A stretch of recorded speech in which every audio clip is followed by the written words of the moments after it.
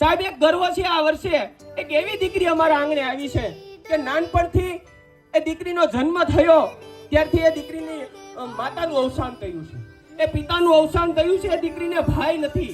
એ દીકરી નાનપણથી અનાથ આશ્રમમાં મોટી થઈ અને ઉંમર લાયક 18-20 વર્ષની દીકરી થઈ અને દીકરી એ સંસ્થા તરફથી એ દીકરીને સગાઈ કરાવવામાં આવી અને એ દીકરી આજે સોશિયલ મીડિયાના રીલ્સોના માધ્યમથી આજે અમારા આંગણે આવી છે અને અમે દીકરીને પરણાવવાના છીએ. સાહેબ એ દીકરી અમારા આંગણે ભવ્ય ધામધૂમથી અમે એના લગ્ન કરાવશું 1-3 તારીખના રોજ.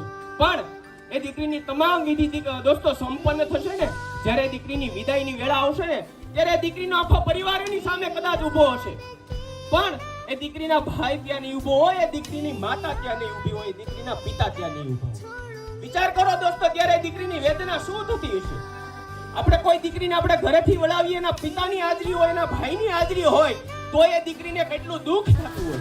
પણ આ દીકરીને સાહેબ એના પપ્પા નથી, એના મમ્મી નથી અને એ દીકરીને ભાઈ પણ નથી. દોસ્તો એની વેદના શું હશે જ્યારે વિદાય થશે અહીંયાથી, ત્યારે એની વેદના શું હશે દીકરીની.